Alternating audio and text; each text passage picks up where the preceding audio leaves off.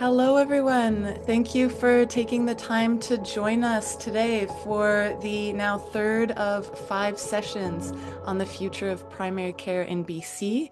I'm Veronique Siufi. I'm the racial equity researcher and policy analyst with BC Policy Solutions. And we work on the unceded stolen territories of the Musqueam, Squamish, and Tsleil-Waututh peoples. For anyone that's new here, BC Policy Solutions is a progressive research institute. So we do community-driven research, we do economic analysis to figure out how to make BC more affordable, sustainable, just. We're also a hub for collaboration across the province.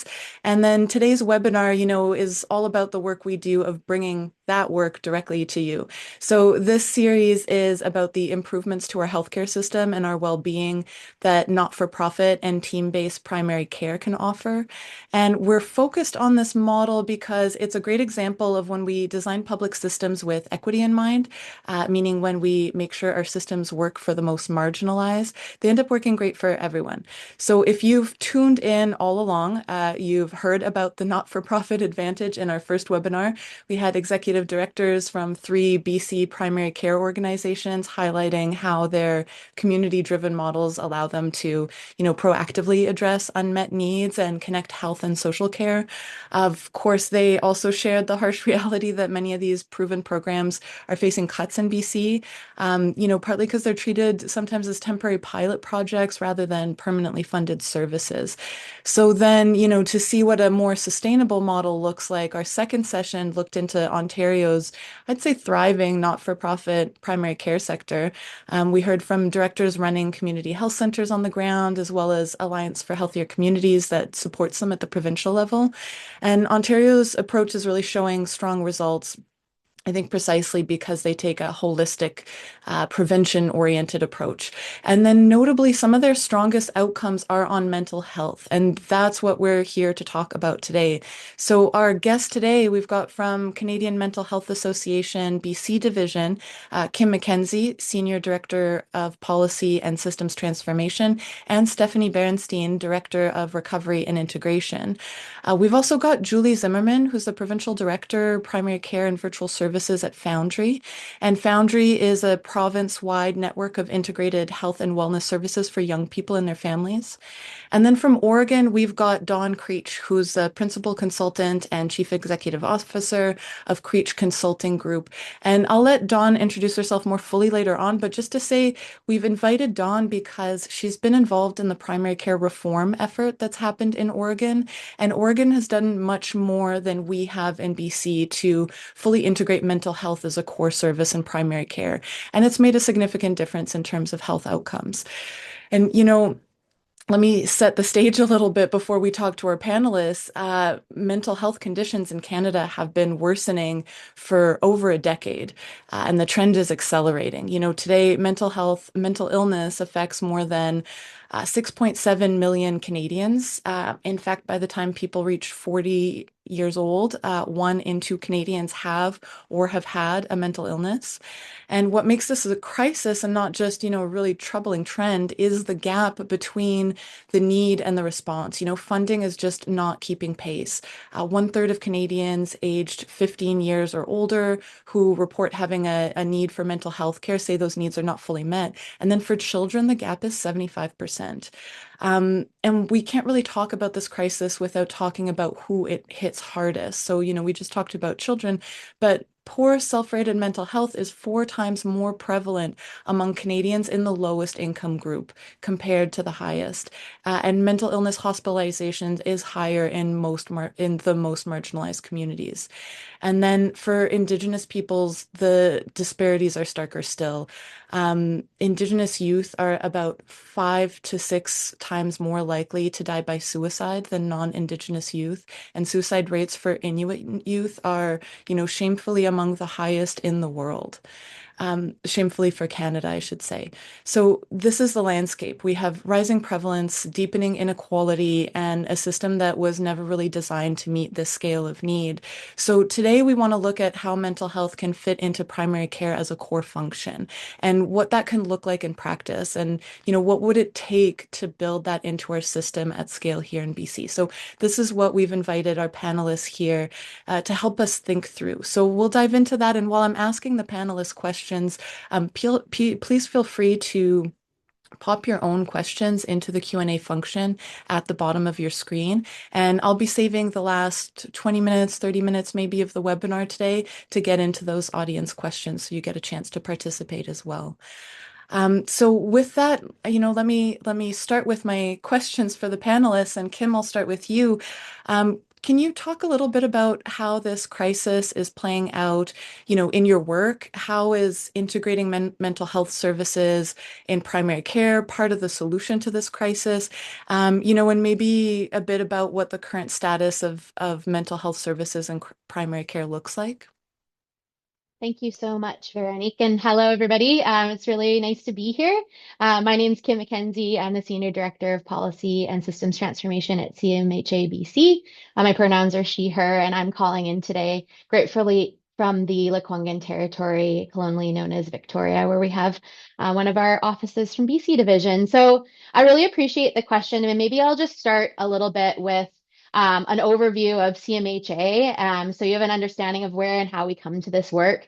So we are one of the oldest mental health charities in Canada. We are a federated model, so we have a national office that really focuses on national advocacy, provincial chapters, and so I'm from the BC division. We've also got 14 local branches that provide a variety of programs and services across the social determinants of health in regions across BC. And so in those regions, we collectively support over 100 communities. And so BC Division is really focused on province-wide service delivery, education and training in spaces like workplace mental health, suicide prevention, and life promotion, providing backbone support and structure to a number of programs delivered by community-based organizations. And then my big area of focus is on our policy advocacy. And our branches are deeply embedded in their communities. They provide quite a spectrum of social determinants of health related services from peer support, housing. We've got lots of housing providers in our network, employment supports, which Stephanie is going to talk about, workplace mental health training. It kind of runs the gamut. So really kind of like holistic approach to mental health care. And so as a provincial-wide organization, we have a bit of a bird's eye view on how this crisis is playing out. So I can share a little bit about that and, building off of what you introduced, Veronique. In BC, approximately 1 in 5 residents, or nearly 900,000 people, experience a mental illness each year. And that's possibly underreported because those are just people who are able to get a diagnosis.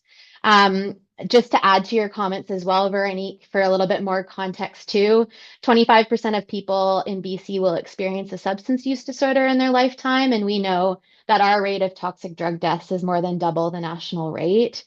And I'm really glad that you talked about the experiences of youth because they are experiencing the highest prevalence of most mental health issues in the province. And we really can't ignore the social determinants of health and their impact on mental health and well-being. You mentioned some of these factors, but we have a housing crisis, a crisis of affordability, increased rates of homelessness, and we've got a poverty rate higher than the national average. So these are all contextual pieces that really build out the need for our conversation today. And as part of that crisis is really, we have a crisis of access to mental health care. So research shows that almost 10% of people in BC who need mental health care experience unmet or partially met needs. And again, this is likely an underreporting. And at BC Division, we see lots of different barriers to access, like challenges in navigating a very complex and siloed system, waitlists for services, geographical limitations in access, financial barriers, because some of these services are paid out of pocket if you don't have access to insurance. Stigma is another one. So lots of barriers. Those barriers are felt more acutely in rural and remote communities as well. And the thing about these barriers is they often create a situation where people don't receive any form of care until they or their loved ones are in a state of crisis. And of course, this has a really human cost, but also a financial cost, right? Acute forms of care are the most expensive and intrusive forms of care. And this includes involuntary treatment, which I know is subject of lots of conversation across Canada right now. And it's often hailed as a sort of ultimate solution to some of these very complex issues. But it wouldn't be required in the majority of situations if we could better support people earlier in their mental health and substance use journey. And it's worth noting that rates of involuntary treatment in BC are much higher than they were 15 years ago, and remain the highest in Canada. So we hospitalize people over 21,000 times a year under the Mental Health Act. So there's really important context. And another important contextual piece that I know is referenced in the introduction to the webinar is the fact that we know and see that mental illness is linked to chronic disease, and we can't decouple physical and mental health care. So we know mental illness increases the risk of chronic physical illness, and it also worsens outcomes for those already living with chronic disease. So this crisis of access to mental health care combined with barriers to accessing primary care has meant that our organizations across BC are seeing a lot more clients with complex and intersecting needs. And community mental health organizations like ours are limited in our ability to support the physical health needs of our clients. And so that's why today's conversation is so important. And I know there's been some good work happening to try and integrate physical and mental health care with some of the amazing community health centers, some of which you've already spotlighted, and I think we'll continue to spotlight in the webinar series. But the scale at which this is happening across BC is really limited. We know that the number of physicians and nurse practitioners continue to outnumber clinical counselors and social workers in primary care 9 to 1. So there's still quite a big imbalance there. And I know that Dawn's probably going to talk a lot about sort of the impacts of integration given her experience in Oregon, but at a really high level, we know that integration is beneficial. Primary care is often the first and sometimes only point of contact for people with the healthcare system. So integrating those pieces allows for earlier identification through things like routine screening and really identifying those issues before they become crises. It results in better symptom improvement, higher treatment adherence, so overall improved clinical outcomes. And it also reduces the fragmentation of care with that team-based care approach where you've got one care plan, shared records, and a communication amongst a team so people don't fall through the cracks. Of course, this also means that stabilization and continuity in community means less pressure on acute and downstream services like emergency departments. And that is, of course, cost effective. And I'm sure Dawn will talk about the experiences of Oregon as well in terms of what we've seen across the research showing like the impact to total healthcare costs and the sort of economic argument. Barriers to transportation, stigma, and system navigation, some of those barriers I talked about earlier are reduced because care is co-located. And I think the other big one is really that piece around stigma. And I don't think it can be understated that if you're offering mental health care in the same place as physical health care, it really normalizes mental health care and reduces the shame and the barriers for people accessing. So that's a really important piece. I'm almost done here. I'd say the previous NDP and BC Greens CARGA agreement or the Cooperation and Responsible Government Accord did create some hope for us, I think, around the expansion of community health centers. And there was a commitment in there to looking at better integration of mental health care into primary care through psychologists. And it's really unfortunate that these commitments have kind of died and parties weren't able to come to a renewed agreement. But I think this is a huge opportunity for systems change. And I'll talk a little bit more about what the role of community mental health care could be in that systems change later on. Thank you so much, Kim. Julie, I essentially have the same question for you. Kim's covered a lot, but maybe there's a bit you can fill in terms of, how this is playing out in your work, integrating mental health services and primary care as part of the solution. Yeah, wonderful. Thank you so much, Kim, for starting us off. Just by way of quickly introducing myself, my name is Julie Zimmerman. I use the pronouns of she and her. I'm one of the directors here at Foundry BC. And I'm also calling in from the lands of the Coast Salish people, specifically the Musqueam, the Tsleil-Waututh, and the Squamish First Nations here in what is currently known as Vancouver. Kim, I felt like you just read everything off of my notepad. Certainly, all of the things that you mentioned are the things that I was going to mention that we see play out on the ground across the centers that we support across the province.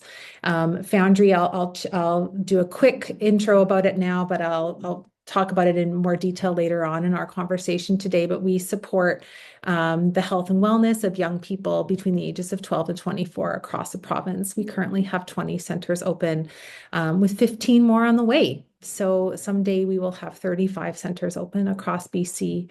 Some of the ways that we see some of this crisis play out, certainly the lack of suitable resources for young people in rural and remote communities. And it's not always just about money or funding, it's about the people resources and being able to have people in your own community that are able to provide for the things that you need. And that is really, really difficult in a small community with a limited amount of folks that live there. The other piece, and again, you mentioned this one too, is this situation that we're in where we have a pressure of demand for service plus limited resources that organizations have. And this creates this limitation to care. So we call that inclusion or exclusion criteria. So when an organization is really finding that they have limited resources, sometimes what happens is you have to then really think about what it is specifically you do. And when we do that, that is what can create a lot of silos, because then suddenly you're saying, well, we do this, but we don't do that anymore because we just don't have the resources for that. We expect you to do those things, but we won't do those things anymore. And so when you have that increased demand and those limited resources, I think that's when you really see siloing between resources. So when we see that within Foundry, we see siloing between what the health authorities may provide versus what child and youth mental health through the Ministry of Children and Family Development may provide versus what Foundry may provide versus what other social services may provide. And what can happen then is a low barrier non-referral program like Foundry may end up getting the runoff of the long wait list for complex care and services. And we end up providing care for youth that may have slightly higher acuity than we were meant to support. So that's been a real tricky part for us. And an illustration I can utilize for that is our virtual team. So our virtual team provides support for people across the province, including people in rural and remote communities. And we're meant to provide shorter term, solution-focused based, low barrier care. But what's happening more and more is we are seeing young people that may have early psychosis, may be acutely suicidal, may have some of those social determinants of health needs that Kim had mentioned, precarious housing. Maybe they're in unsafe housing situations. And suddenly you've got a virtual resource that is trying to provide the care that person needs that really should be done with a higher acuity organization like a health authority or MCFD. And then the other piece that kind of is related to that as well, it's kind of all of these puzzle pieces, unfortunately, that kind of add up to this crisis, is that then at the same time, because the resources are limited and the wait lists are long, it incentivizes ill health. You really have to be really sick oftentimes in order to receive support. And just like Kim said, well, then you're using these really expensive resources rather than being able to respond in an early intervention approach. So you end up having to respond to crisis. And as a result of responding to crisis, you don't have the resources to provide early intervention. It becomes this kind of self-perpetuating cycle in which, because we're not able to fund and support early intervention because we're spending so many resources on crisis, you then only have crisis. And so I think that those are some of the ways that we're seeing that play out within the organization that we run. So thank you, Kim, for starting us off in such a good way. Thank you, Julie. Well, maybe let's get into, and I'll ask each of you this, to talk a bit about the mental health services you provide or work in partnership with primary care organizations to provide. And I am particularly interested in the values that guide your work. But for this, I think, Dawn, I'll start with you here because I'd like you to tell us a little bit about behavioral health and Oregon's population-based behavioral health program, because this is different from how we do things in BC. So just to give us, maybe a little lesson or definitions here, I'll start with you on this. Sure. Thanks so much. I really appreciate what the other panelists have said so far. And I'm like, oh my gosh, this sounds so familiar to what we have in Oregon as well. And certainly not to say that we have it all figured out, but I have been very involved for the last 15 years in standing up and expanding access to behavioral health care in primary care settings, and happy to share some of those experiences and some of my thoughts on that. But I agree. First, we have to talk about language because it seems like there's a lot of different language in this space. And so I use the term behavioral health. And when I talk about behavioral health, I really use it as kind of an umbrella term that includes a lot of different things that walk in the door every day to primary care, right? So what we typically think of as mental health or substance abuse conditions, as well as those folks around health behaviors and sort of psychosocial functioning, and how those behaviors may contribute to chronic disease. There's a lot of overlap there that I know was already mentioned, as well as the category of developmental disorders and disabilities. And as I see it, it's kind of a functional definition of who's walking into primary care that could really benefit from having a licensed behavioral health clinician as a part of their care team, right? To support that PCP and the patient. So hopefully that helps clarify some of my language when I say behavioral health and what I mean. I mean it in a very broad context. In Oregon, looking back over the last 15 years, I would say we started with a small sort of grassroots group of us that were just positioned in various ways across the healthcare system and really passionate about expanding behavioral health integration and breaking down those barriers, because I know it's already been mentioned, like doing behavioral health integration is hard. It really is. Doing it well is very difficult. And there's a lot of barriers because these systems have just been set up as to operate in silos. So as a part of this grassroots group, we really focused on policy, payment, and delivery model changes that would be needed for widespread adoption of behavioral health integration. And one of the things that we did, first of all, was figure out what our definition of behavioral health integration or integrated care really is, right? What are we talking about? What does this look like? And there were some definitions out there that we built off of, and we came to consensus as a group. And then through our various networks, we advocated and actually got this definition into Oregon statute, so into law, so that we had something that we could say, this is what integrated care is. Here's the definition. And we also defined who a behavioral health clinician is, who I may use the term BHC, of who these licensed behavioral health professionals are, right? So what are we trying to do and who can do the work, right? And we define that in statute. In addition to that, and actually, I think what I'd like to, what I'll do in a moment is I'll actually put that definition that we have in statute in the chat box for folks if folks are interested, or maybe someone else could copy and paste it in as well. I have it on the document, but I want to call out that the definition that you'll see is really broad. And why that is, right, is because, again, these are all things that walk in the door every day in a primary care setting. And these are things that can be helped by having a behavioral health clinician as a part of the care team.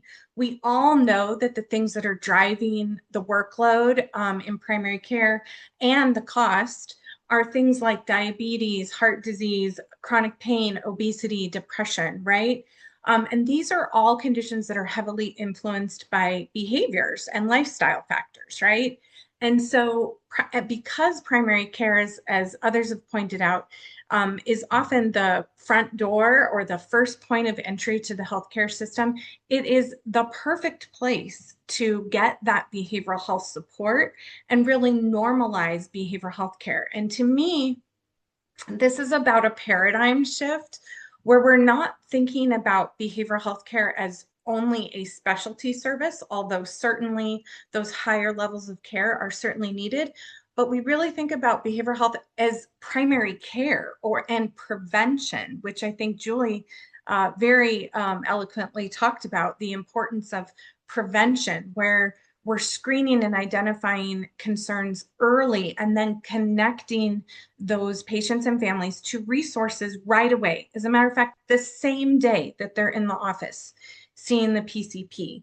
In addition to that, we are supporting primary care providers who are already overburdened, burned out, and have way too much on their plate already. So when there is a licensed BHC right there in the office whose schedule is open and available for those same day warm handoffs, we are decreasing stigma, we are increasing access, we're establishing trust early on so that people feel comfortable engaging in behavioral health services in their primary care home where they feel comfortable. And we are able to address a broad range of preventive, mild to moderate behavioral health concerns in the primary care setting.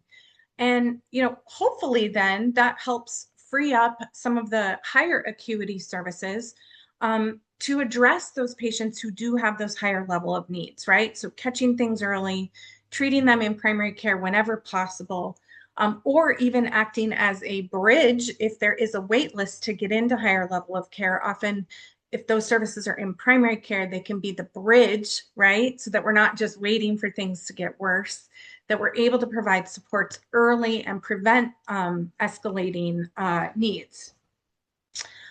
So I guess I've made the case, I think, for why behavioral health and integrated care is important, and in more of a population approach. And when I say a population approach, what I really mean is this is not just another on-site behavioral health therapist who's available via referral, who has a caseload and gets full and is also closed or has a wait list. That's not going to help at a population level. We already know that we don't have enough resources for the need. So population approaches are about rethinking how we are organizing and delivering those services to provide the greatest impact to the greatest amount of people, right? And in a primary care setting, a PCP may have thousands of patients on their panel, right, that they need help with. And so by having the appropriate delivery model, we're able to provide that support daily for PCPs and for patients who need it. Okay. I know I might be over on time, so I'll check in, and because I'm happy to talk a little bit more about the Oregon journey, or I can come back to it later. No, go ahead. You've got time. Go for it. Okay. So going back to the Oregon journey, we now have a statutory definition of what integrated care is and who the workforce is that can do integrated care. Our second task that we really focused on was putting this idea into Oregon's patient-centered primary care home standards. So I could do a whole webinar just on that, but in Oregon, we have a very specific model for patient-centered primary care, and we have a very high uptake. More than 3/4 of our primary care practices in our state are recognized under this model of care. And so there's a lot of leverage there. And so we really advocated to get this definition and this model into Oregon's PCPCH standards of care as sort of moving beyond checking the box, right? Behavioral health integration is not a check the box, we have it or we don't. There is a very significant variation in how those services are implemented and the potential outcomes you can get from that. And so by creating sort of this unified vision of what we're talking about, what we mean, and what it looks like to really implement real high quality team-based integrated primary care into the PCPCH standards. It really helped create that vision. And I'll speak to a couple of the things that I'm talking about. So first of all, I've already mentioned this. This is not a referral-based model. This is team-based care with behavioral health clinicians and PCPs really partnering and working side by side to manage all of the patients on that PCP's panel and really impact a high percentage of the patients. It's a concept that I think of and developed a metric around called population reach, right? What percentage of the population is being reached by those integrated behavioral health services? And we started measuring that and many practices. Another aspect is that I've already mentioned is that same day access, right? So we've got to enable those warm handoffs from the PCP to the behavioral health clinician, hopefully on the same day, even if it's just for a meet and greet, that then they schedule an appointment and come back, right? Get them engaged early. The PCP can move on to the next patient, increasing their capacity. So the BHC is really helping that PCP out as well. The behavioral health clinicians are also available for consultation. So they may not see patients directly, but they're consulting with PCPs on what to do about a particular patient or situation. And not just PCPs, but other care team members as well. Perhaps folks that are answering the phone or nurses or those any care team members that are interacting with patients, and they could use some support and consultation. Another aspect is we want to make sure they're documenting in the same EHR and have shared treatment plans. So this isn't sort of parallel play, right? This is one treatment plan. And I know Kim did a great job mentioning that as well. This is a shared treatment plan where we're talking about all the aspects of a patient and family's life and context and history and experiences in one place. And we're unifying that into one treatment plan. And last, behavioral health clinicians can really focus on care coordination and assisting with those transitions of care, right? This patient isn't responding and may benefit from this type of higher level of care. Conversely, if a patient is in a higher level of care, but could perhaps transition to a lower level of care, like the primary care setting, that behavioral health clinician becomes really key at supporting that transition and helping manage that patient along with the PCP and the rest of the care team. So we got that sort of framework integrated into Oregon's patient-centered primary care home standards. And I would say the third part of that is then I was also part of Oregon's Primary Care Payment Reform Collaborative. That's a lot of words, but it was a statutorily mandated group that met for over 10 years, and I was a founding member for 10 years as a part of this group. And we really talked about, okay, how do we make primary care work from a payment model perspective, and came to a consensus model. And there was a core group of us that really advocated for having a specific payment model to support behavioral health integration. And there's a lot I could say about that, but I want to emphasize, right, that we're talking about policy, payment, and care delivery changes that are all sort of needed to really drive this in a broad way and sustain that population-based approach. As a part of my business as well, I supported several health plans in Oregon in implementing a value-based payment approach to support behavioral health integration, as well as provide direct technical assistance to actually help practices achieve this more team-based integrated care model. And so I guess, you know, as some of the panelists have already mentioned so eloquently, integration is really about normalizing behavioral health, making it a routine part of primary care.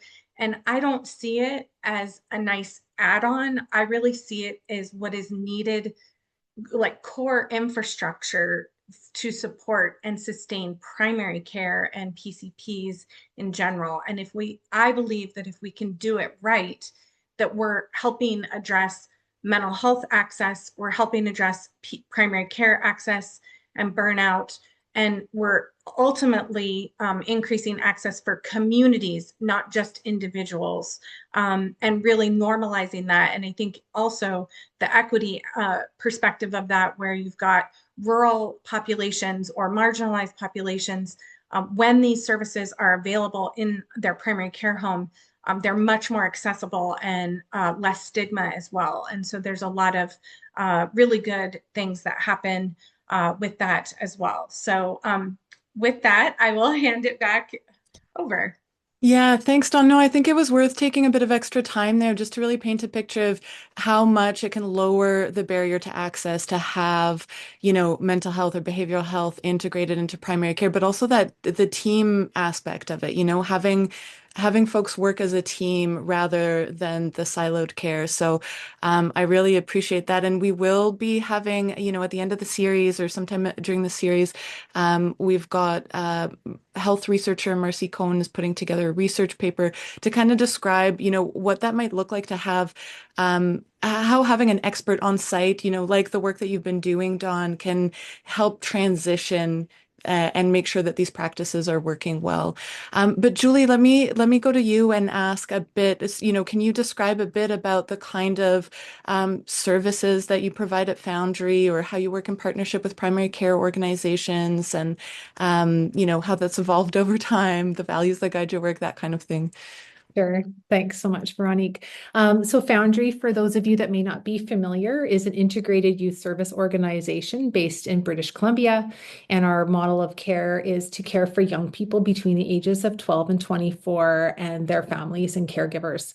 In fact, our vision statement was co-created with young people, and our vision statement is to help young people live a good life.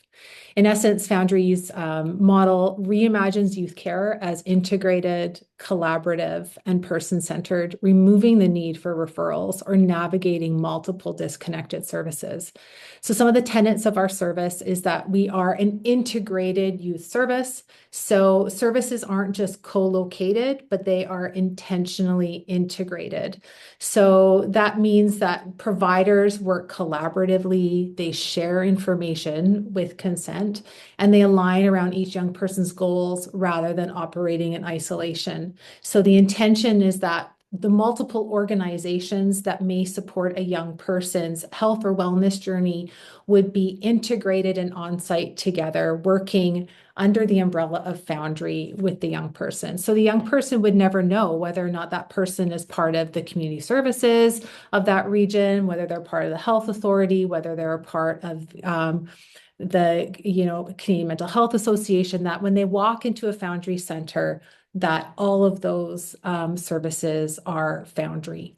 At a Foundry, we have 5 core service streams. So that includes mental health, substance use health, physical and sexual health, peer support, which also includes family peer support, as well as work, education, and community services. So we see the young person, their family, and their culture as part of the center of care, and that there's not a referral required to access any of those services. And so you can understand that within that service, within those core service streams, primary care is really central. Primary care providers support substance use health. They provide support in mental health. They provide support in sexual health. And they also provide support in accessing a variety of community and social services as well. We also have what is termed an integrated stepped care model. What that means is that the right intensity of care is provided at the right time, and that a young person, if their need for service increases, that they would be able to provide, that there would be access to a higher intensity of service within the Foundry model. But also, if their care needs aren't as intense over a period of time, that then there can be a step down of care, and that they're not just discharged out of care just because they're not in crisis anymore. And that within that integrated step care model, really different partners and different organizations can really see where they kind of fit along that continuum of care, and they can work as a community providers to really see like where they may step in or step up to provide care care along that integrated step care model. As well, our model is co-created with young people and their families. And it's also co-created with community partners and organizations. So just some examples of that. I know many of our centers, young people have helped co-create not just the physical space. I mean, they are part of a Foundry Center in like day one, but they also help co-create programming. So many of our centers will have things like Dungeons and Dragons group, or maybe a fish tie group, because that is something that's really important to those young people. I know one of our Foundry centers up in the north has Bannock every Wednesday night, and that is something that is a part of Foundry and has been co-created with young people and their families. What is also really interesting about Foundry is that each center is led or hosted by a different lead agency. So across the 20 centers that are open right now, a variety of different nonprofits are the lead agencies. So it's really a network of organizations rather than being run or organized by only one organization. And we also have a number of our centers that are led or hosted by the local health authority as well. So there's some different flavors in how our service streams are provided across the province. Some things that I think have been interesting as we have evolved over time. So Foundry is now 10 years old. And so some of the things that we've learned alongside our young people, mental health is still the top need for our services. And even when you consider, and again, I'm looking at the age range, right? So people between the ages of 12 and 24, often some of the other difficulties that they may have, whether it might be difficulties with work, finding work, maybe difficulties at school, maybe some difficulties with higher risk substance use, are often traced back to some mental health need, often in the areas of mood or anxiety. The other thing that we've really noticed as a growing need as well across the province is actually gender affirming care. And so Foundry is really being seen across the province more and more as a leader in being able to provide not only the medical services related to gender affirming care, but also the wraparound social services that are really of benefit for people that are wanting to receive gender affirming care. And some of that might be partly because we already have all of those things all in one location. It might also be partly due to a lack of family physicians and community wanting or really feeling like they have the ability to pick up this work. And so we've been able to fill that gap really well, I think, across the province. And then I think as far as primary care within our spaces, what we see, I mean, we're not seeing a lot of, COPD at Foundry centers. What we're seeing as our biggest needs for young people as far as primary care, definitely mental health, definitely support in gender care, substance use support, sexual health, disordered eating. And the other thing that we're starting to see more and more is with young people that may not have had regular physician support over time, maybe under or undiagnosed or undercared for chronic disease. So things like asthma, diabetes, things that just may not have been really well monitored in younger life. Like I said, we're in the 10th year of Foundry and we have been growing. We started with a cohort of 5 communities or 5 centers.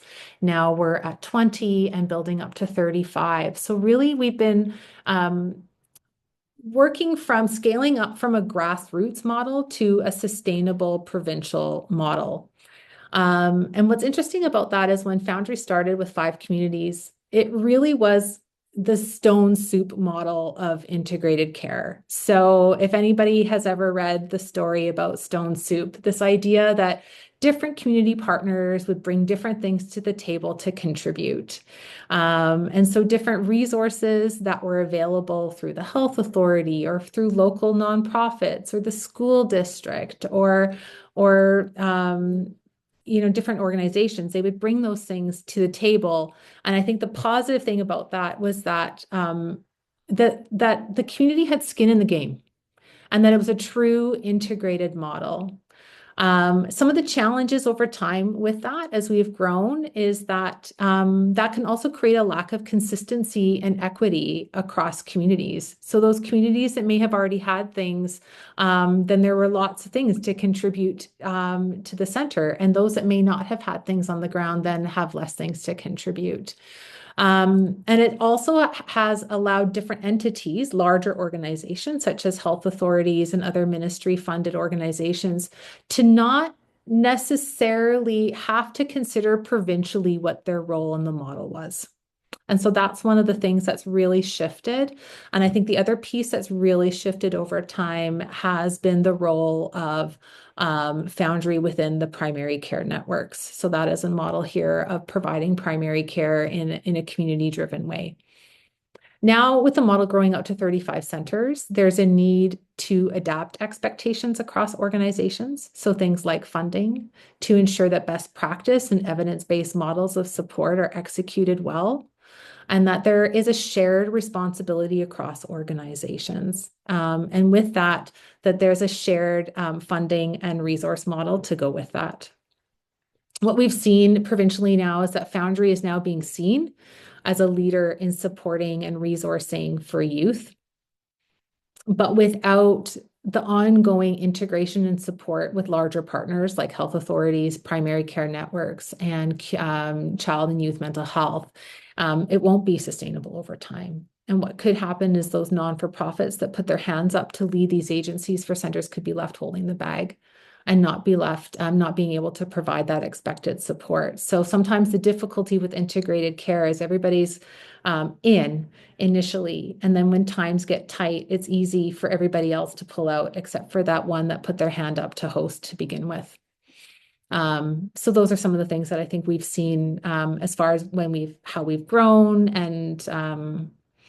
and yeah, it kind of leads back to some of those challenges that we talked about before, but it also speaks to the challenges of integration.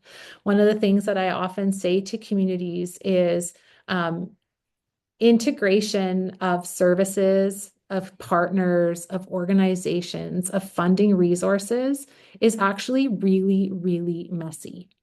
It's actually not the easiest way to do things, but it is the best way to do things. And that's the hard reality. And so I think it's important for us as a lead organization provincially with communities is to remind them that integration is the right thing, even when it gets really messy and muddy. Yeah. Thank you so much, Julie. And Stephanie, I'd like to hear from you as well on that. Can you talk a little bit about CMHA's programs and services that you offer? Yeah, of course. Thanks, Veronique. Just by way of introduction, my name is Stephanie Bernstein, and I'm grateful to be joining you from the unceded territories of the Squamish, Musqueam, and Tsleil-Waututh First Nations. And as you mentioned, I'm with CMHA BC Division, and my work is really focused on overseeing a few different pieces, but relevant to this is links to employment. And I love the work that you've described, Julie, with Foundry and Dawn, your work in Oregon. I think those are some great larger scale examples of integration. And so I'll just share a little bit of like a micro example of some of this integration work we've been doing here at CMHA. And this has been in partnership with our branches, as Kim mentioned, that's a really integral part to our federated model. And so I've been supporting Links to Employment for the last several years, which is a supported employment program that draws from the evidence-based model called Individual Placement and Support, which we call IPS. And IPS is really this internationally recognized gold standard program for supported employment programs. Links to Employment began in 2020 in Vancouver and then Vernon, and then we actually scaled to 8 new communities in 2023 through some funding from the Ministry of Social Development and Poverty Reduction. 4 of these programs are in partnership with primary healthcare centers. 5 of these Links to Employment programs are integrated actually in bed-based treatment and recovery centers. I won't go into that today. I'll speak to the ones in primary care. So this is actually what's made this program quite innovative here in British Columbia is that Links to Employment provides these specialized supported employment services in partnership integrated into these primary healthcare settings. Another really unique feature of links to employment is that CMHA, BC, and UBC have actually partnered together since the inception of this pilot project in 2020. So it means we've embedded research directly into the program to guide implementation and inform decision-making all along the way. The staffing model for links consists of vocational counselors, occupational therapists, and peer support workers. And the services are very individualized to really meet people where they're at in their employment readiness. So, for example, the OT may be addressing mental health coping strategies, supporting behavioral activation and function, while the vocational counselor at the same time might be supporting career exploration, job readiness, job search, and so on. Really importantly, though, this is happening in close collaboration with the primary care providers. So where the links team is liaising very regularly with the primary care referral source, and they'll also refer back to the primary care team when needed. So it's really allowing for this wraparound social determinant of health approach to care and to address these complex health needs being described here. And as both Kim and Dawn have mentioned, primary care is often that first point of contact for care. And so providing wraparound supports to address social determinants of health in this context means we're working with people to support employment and education and health goals through this shared care plan, eliminating the system navigation and access barriers like Kim mentioned. And really importantly, it means we are therefore addressing the underlying barriers impacting health and wellness, which is what leads to better outcomes. And we've continued to see this in our research, actually, that it's the barriers of employment are not really just employment barriers. They're in fact health barriers and they're social barriers. And so it really means we need this integrated and wraparound approach to do the work effectively. And we've seen that in links to employment. Another important piece is this working in partnership with community health centers. It's actually, I think, been really integral to the success of links to employment because it's this team-based model of care and this case management approach, as well as this welcomeness to links to employment, because I think they've really seen the need that we're trying to address. It's been really collaborative and it works really well with the links to employment services. So I think that's been a key piece to the success. Some of the impacts we've seen is out of the 243 clients served, 44% have gained employment, 47% have achieved an education outcome, 20% have held, or just over 20% have held a volunteer outcome. And yeah, beyond employment, we've seen really positive changes in pre-employment readiness, in work satisfaction, in mental health.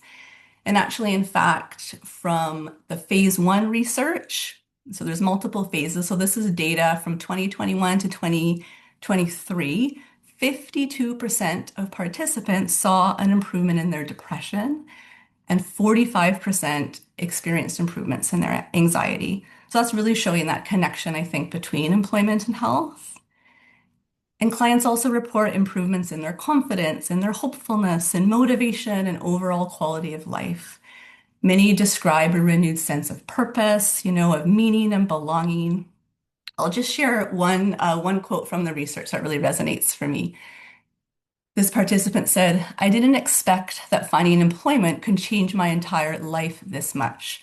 My mental health, my personality, being engaged with my community, being in public more comfortably, and my self-confidence, hope, motivation, all these things combined." So for me, this quote really underscores the values that guide our work and research, because I know you asked about that, Veronique, which is really our understanding and our belief that meaningful employment is really integral to health and well-being.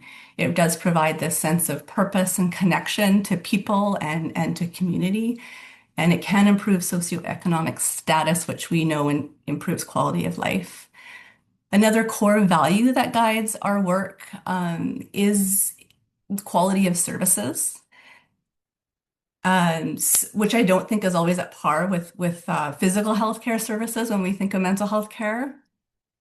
So this is really about implementing IPS and which is this evidence-based model alongside health services, which just speaks to aligning best practices. So that's what we're trying to do here in BC. And the research also has really helped us understand community-based perspectives about what influences implementation of an IPS program integrated within primary healthcare settings. Because as you shared, Julie, it's really complex. It's not simple at all. A few key takeaways that I just thought I'd share here. The importance of investing in pre-implementation strategies. So, for example, building partnerships in advance, really understanding the community resources already there and the needs and working from there. Another takeaway is supporting a dynamic and flexible program. So, for example, while we follow the IPS principles, we also include other wraparound supports to meet client needs, community needs, which I could go on and on there, but I won't right now. Building from community expertise and knowledge is another key takeaway for successful implementation. And another one is just developing a system of shared knowledge. So, for example, the backbone infrastructure, I think Foundry's created that really well. And I think with our links to employment, we have as well to just support shared learning, shared resources, efficiencies, fidelity to the model we're trying to implement. We've also developed a community of practice provincially. It's another example. And then lastly, I'll just share what was emphasized in a 2025 point of view paper that we published. And it's just unique to this topic because it was in collaboration with UBC, with Foundry, and with CMHA. And a key piece is, building these multi-sector programs that we're talking about to address these complex health problems. It takes time, and it really requires this planning, these strong partnerships and systems that work together. And so this is, why long-term funding, organizations that provide some of this backbone infrastructure and support for research and evaluation are also key. Prioritizing evidence-based practices and strong partnerships with local health services, I think, are so important in addressing complex health needs to enable people to thrive. So I'll leave it there for now and pass it back. Thank you so much, Stephanie and Julie. Okay, these programs sound great. I guess my last question before I open it up to Q&A is, how do we get more of this? So maybe I'll start with you, Kim. Can you talk about the changes you'd like to see, either by using existing resources more effectively, if that's an option, or investing in new programming? I like, Stephanie, how much you highlighted, the evidence base. So, programs that have like a proven track record in improving health outcomes and equity. And, there's always that cost effectiveness question. So how can we get there, Kim? Yeah, thanks for that, Veronique. And I'm inspired hearing each of the panelists talk today about the examples that are really driving change in communities. So that's really cool.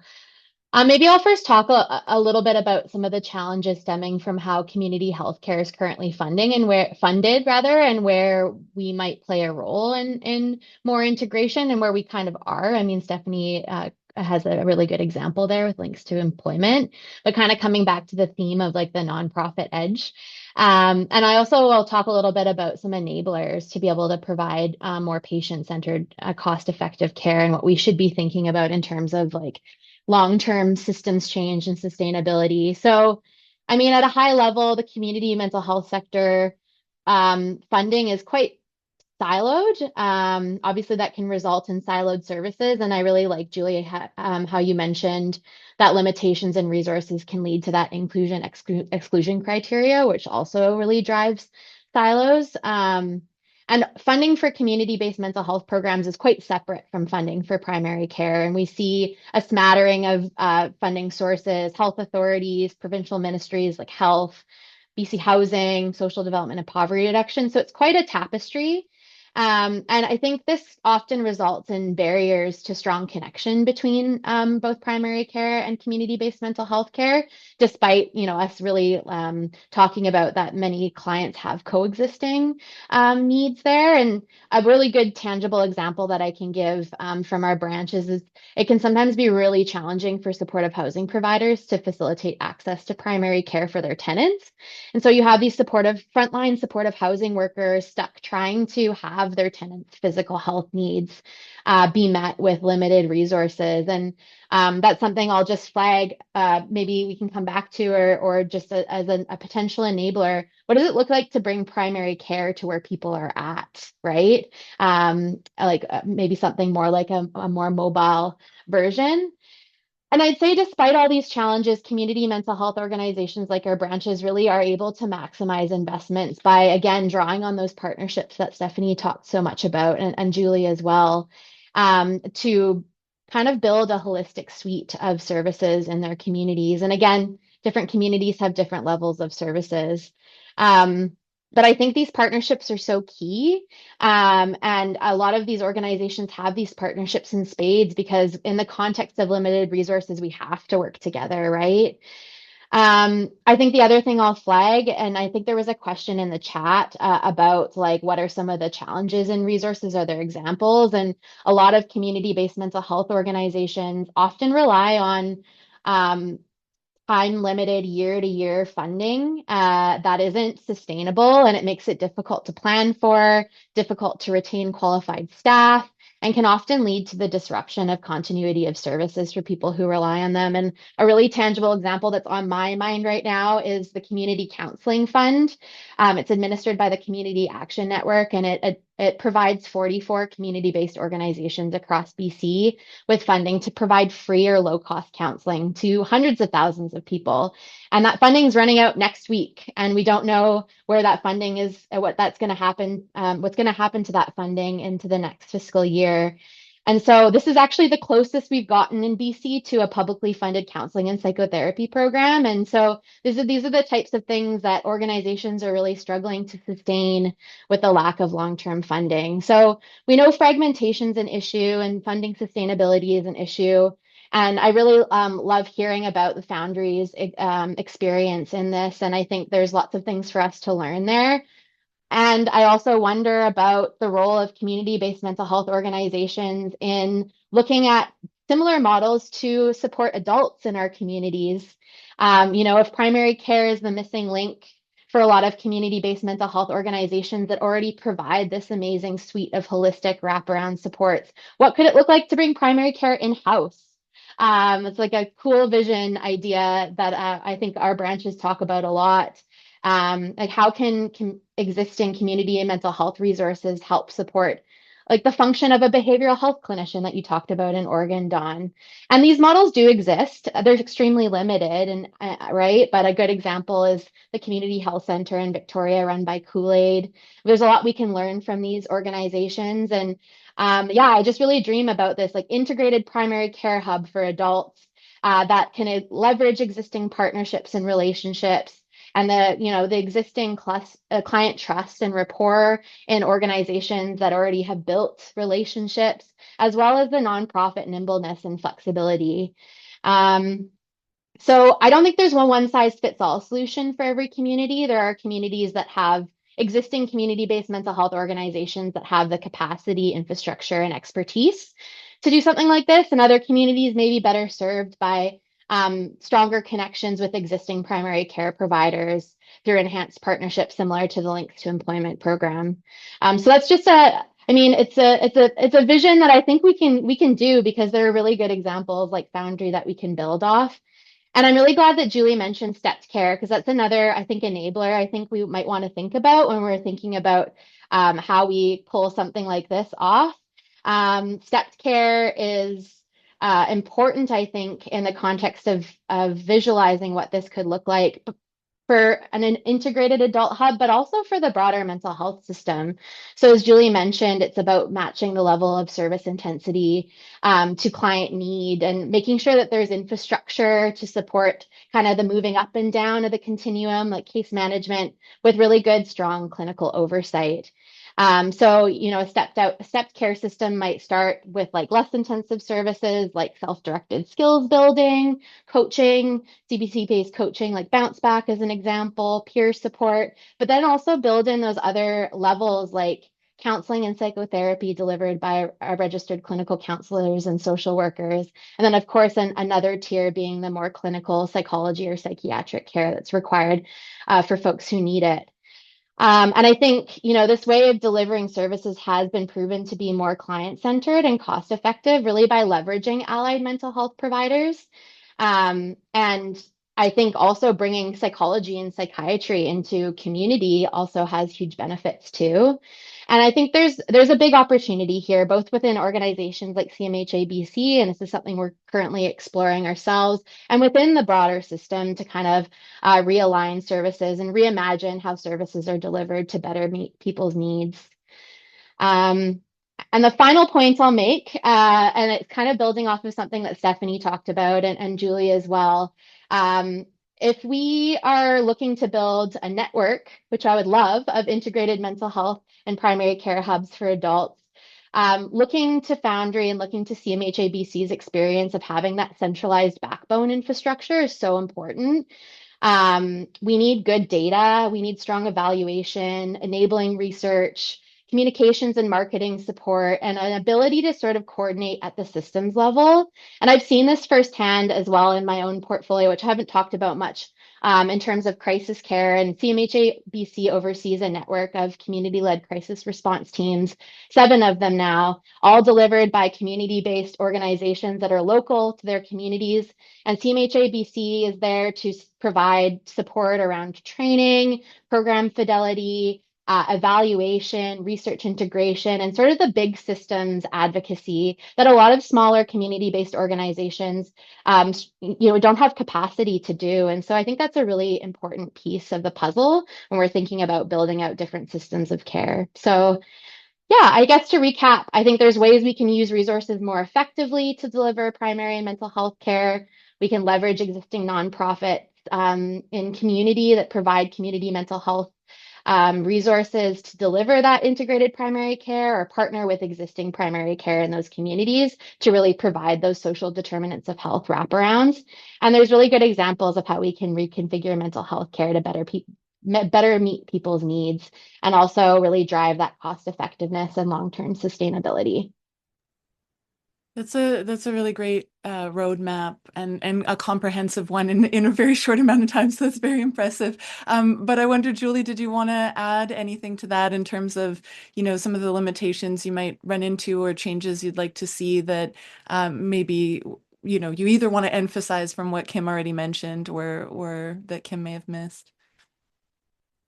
My gosh, well, Kim, you're just so comprehensive and everything. Yeah.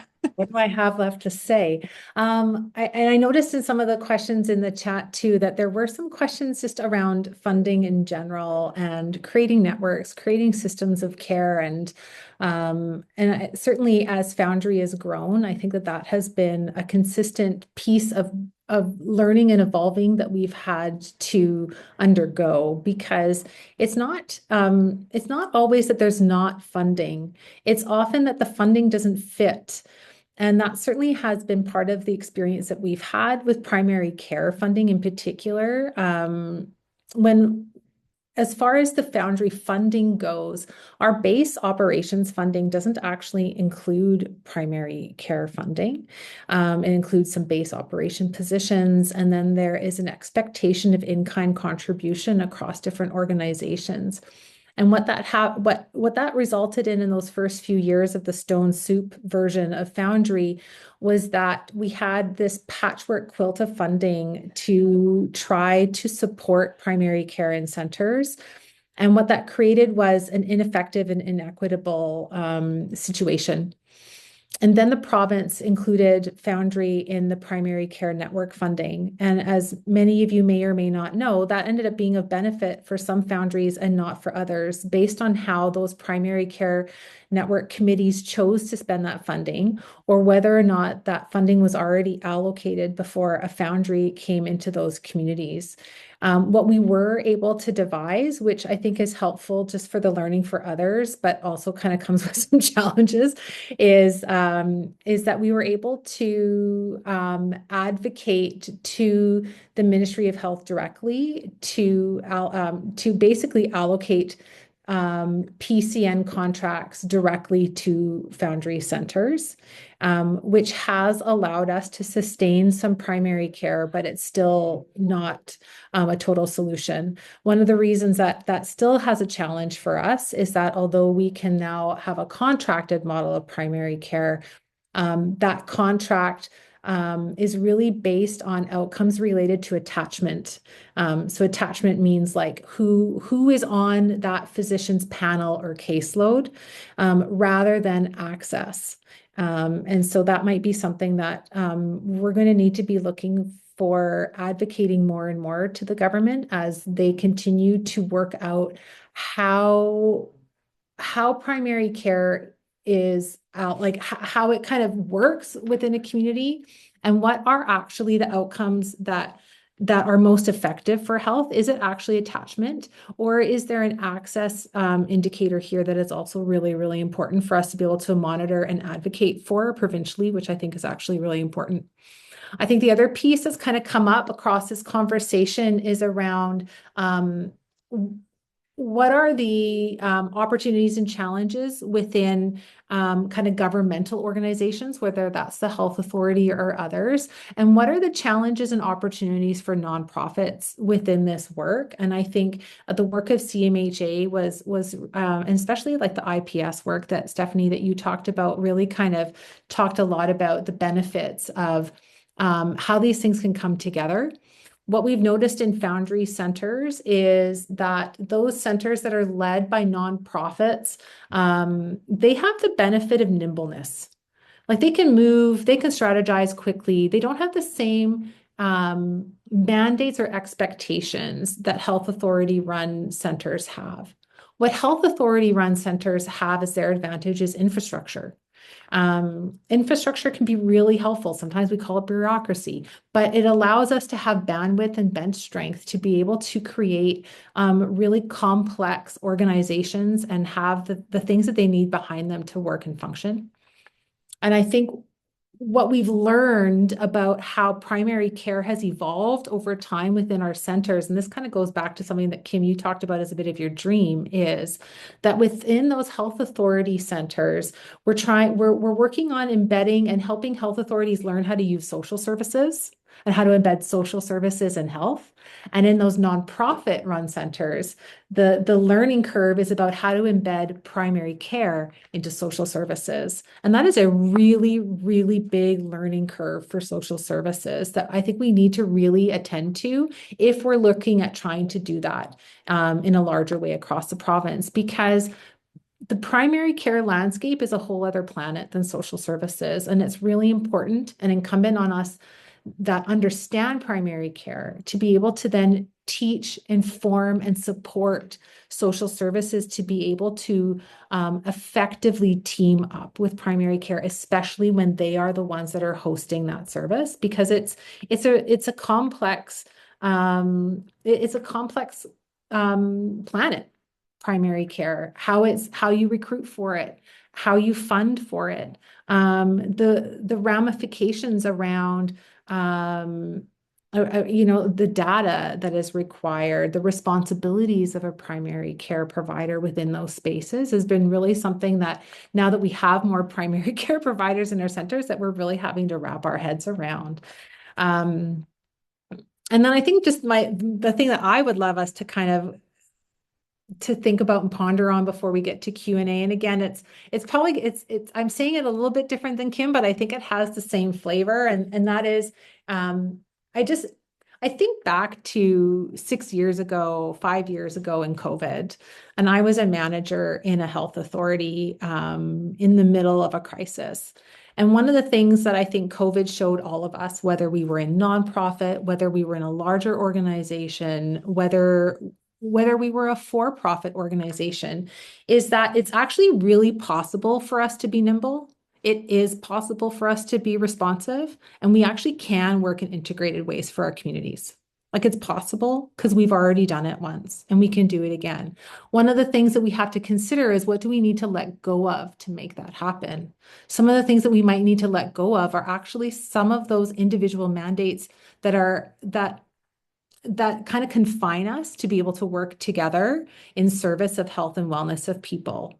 And so what we need to be able to do then is be creative, which is what COVID, that was the silver lining in many ways for those of us that worked in the middle of COVID, was that it required creativity. But in creativity, what we need to be able to do is actually let go of absolutes. So we need to be able to look at what are the absolutes that we're actually holding in healthcare that are getting in the way of better creative ways of providing health and wellness supports for our communities. So I think that that's kind of my dream for us when we look at integrated care is what are the absolutes that actually aren't as important as we might think that they may be? And are they actually getting in the way of better health and better outcomes and better ways for us to integrate for our community? Thank you so much, Julie. And I appreciate, Julie and Kim, that you both have done quite a bit of work to start to answer the questions that you were noticing in the chat, because it's been a very active Q&A box, I should say. But I appreciate that you've already gone ahead and answered a few of the questions that you've seen in there, which is great. Well, thank you so much to all of our panelists. Let me dive into some of these questions. And I think just to pull on the thread of what you started to mention there, Julie, I think I'll ask you, Dawn, from your experience in Oregon, what were some of the enablers of systems change? If we want to be nimble here, how can we model ourselves after how you were able to get that done? Yeah, thanks for that question. And Julie, yeah, it's amazing what happens when we are forced into action, right? And I do think that, you know, even the webinar is talking about the growing mental health crisis, and it really is. And so, I do think that some of the things that I think I've learned, at least in Oregon, and again, not that we have it all figured out, but we have made significant progress, is that number one, don't be afraid to talk about the things that really are not working. I'm not sure how it is up there, but a lot of times I think people are afraid to rock the boat or to, call out when there are barriers and things that are just not working. And I do think that that's one of the things that I have prided myself on is, it's not personal, but we do need to talk about what's not working and how to actually fix the problems. And I would say that that leads into the three things the enablers, right? Which are the policy and advocacy, and policy with a big P and a small p, right? The care delivery model, getting really clear about what it is that we're talking about and what does that actually look like in practice, and coming to consensus around a vision of that, as well as providing direct technical assistance to primary care clinics to help them implement in behavioral health services, because it is not easy. I started out with that and I'll end with that. It is hard to do it and do it well. And the last thing, payment. And I heard Kim mention the funding silos. That's one of the major barriers that prohibits integrated care, is when primary care bucket is over here and behavioral health bucket is over here. Those barriers are significant and those have to be addressed early on, but as well as the payment model to primary care practices, right? Fee for service alone is not sustainable for high quality integrated team-based care. So we have to be creative.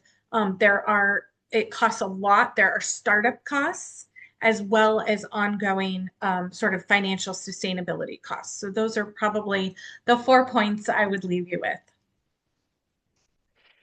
Thanks a lot, Dawn. I've got a question for Steph about how can someone get links to employment program in their community? Are there opportunities for expansion there?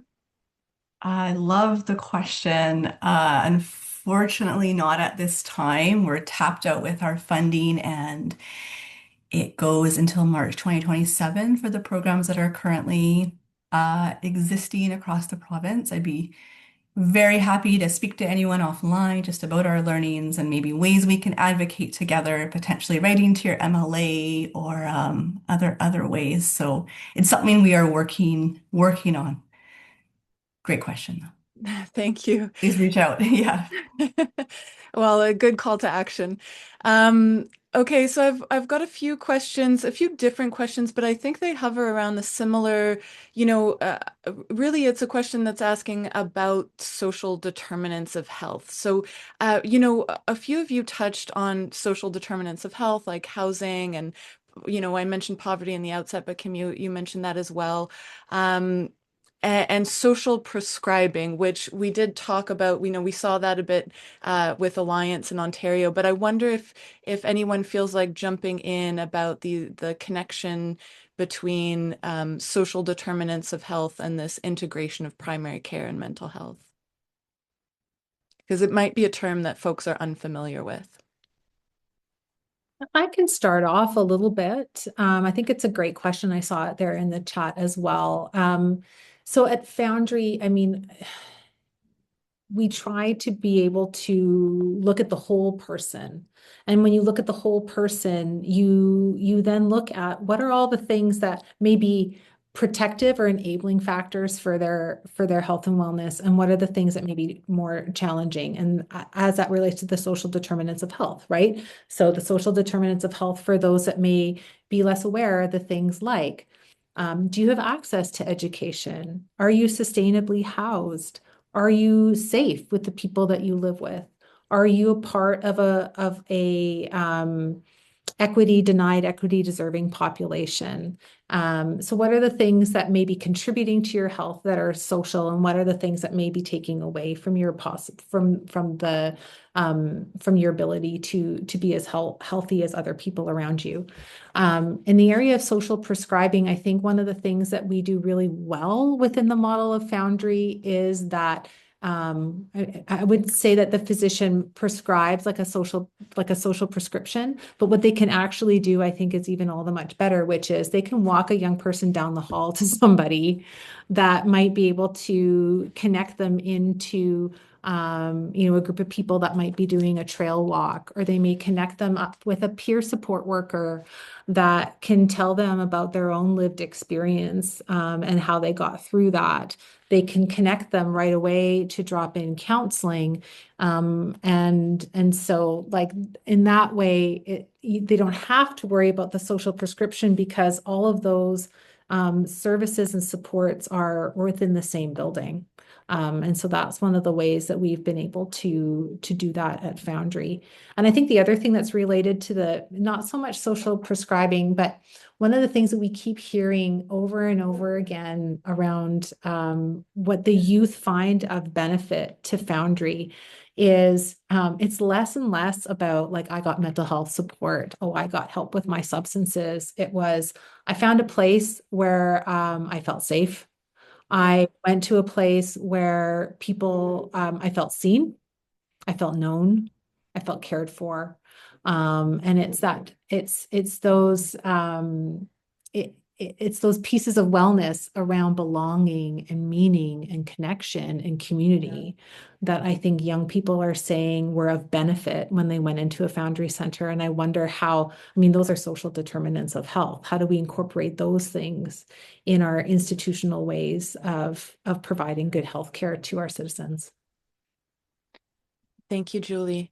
I've got now we had a few questions, and some of you have jumped in around the cost savings aspect of this, but I've got specifically a question for you, Don. I don't know if you feel comfortable answering this, or if you can, but whether the population health approach to behavioral health, do you know whether that's saved money in other parts of the health system over time in Oregon?